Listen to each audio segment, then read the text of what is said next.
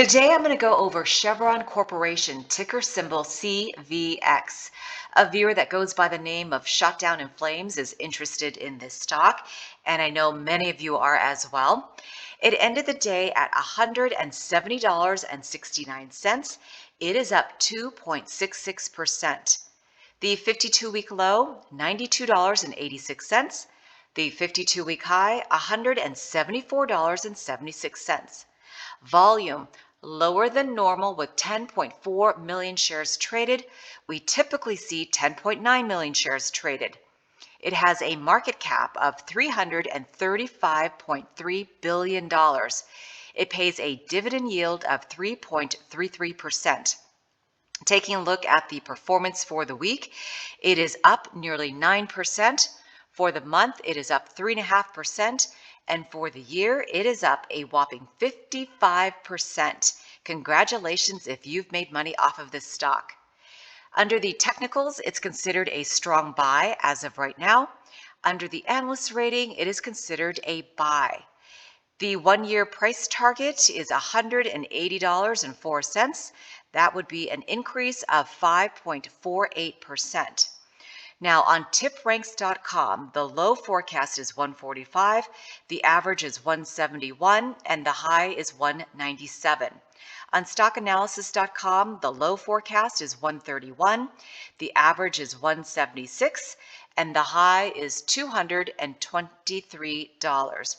If you were to buy the stock, let's hypothetically round up to $171, and it goes to the first target of $171.58, that would be a return of 0.52%.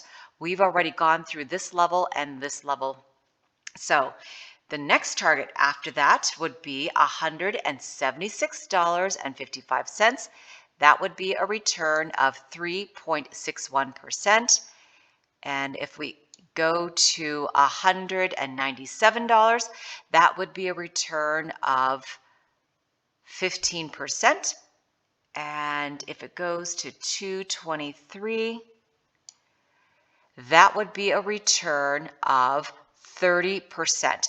Of course, we may never get there, or it could take a very long time to do so. This would be a long-term forecast right up here.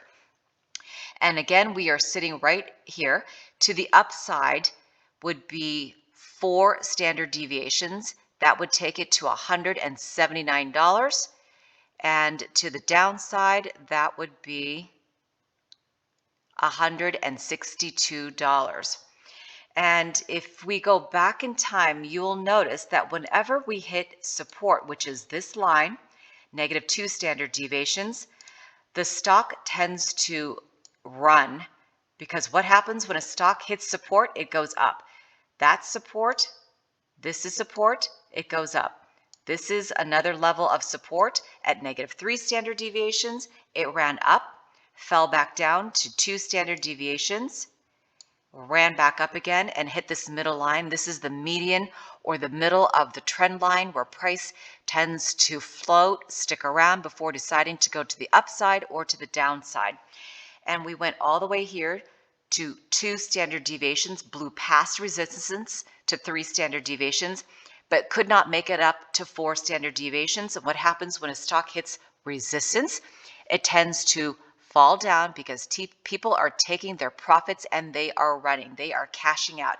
If you're a day trader, you're going to be doing that. If you're a swing trader and you've made a lot of gains, you're getting out. Obviously, if you're investing and you believe in the company long term, like where the sector is going, then you just let it ride out. And let's go ahead and take a look at the RSI. We are at almost 70. This is the zone where people start taking their profits right here above 70. And we are between, right up here, the high point rather, of 84, and then it fell back down back on March 7th. All right, the MACD crossing over, but it looks like it might be going down just a little bit, but we need both of these to go to the upside to show us that there is a sign of a reversal to another possible leg up. So right here, this doesn't look fabulous to me, but it could be going and crossing over to the downside. I just don't know. Let's go ahead and take a look at this on the daily time frame.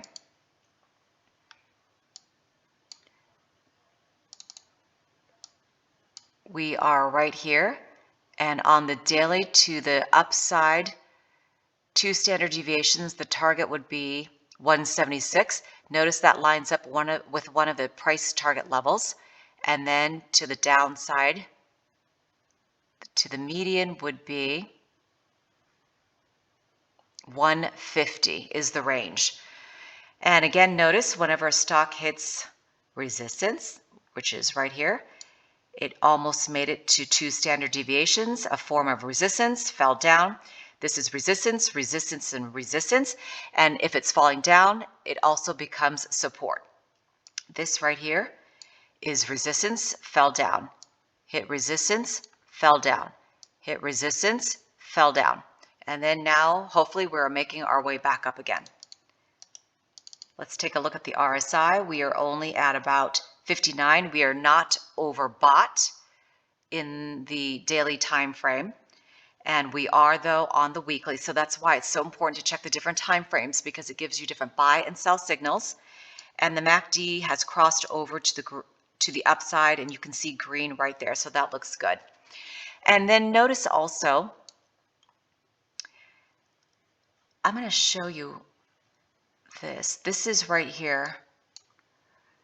If you had purchased this at a level of support right here to up here, is a return of 90%. You can play obviously on all kinds of levels, get in, get out, ride the gravy train, before the next leg down. So there are so many things that you can do. And if you use the Fibonacci retracement levels, let me show you what that looks like. Oh my goodness, I can't get this. All right, I'm just going to do it right here. It will not let me enlarge in this. So from here to right about there.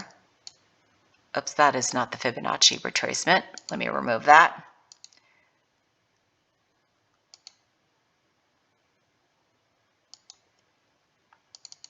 There you go. And we are right here. So down to the 23.6% retracement would take you to 145, which lines up with one of the price target levels. All right, let's go ahead and take a look at this on the 3-minute time frame. If you are day trading this or need levels to get in and get out, to the upside is 171.59. Notice how that lines up with a price target level on, well, one of them anyway. And to the downside of the channel, 168.92. And if you like to play VWAP, to VWAP would be 168.79. The upper channel is 170.02 to the downside here. And the bottom of the channel of VWAP would be 167.59. The RSI is hooking up, it looks like, on the 3-minute time frame. And the MACD has crossed over, but it looks like it's plateauing and it's going to cross over to the downside. But that does it for me. If there is a stock that you would like me to go over, please let me know. To see my other stock charts, check out my other videos. Have a great day. Thank you for watching.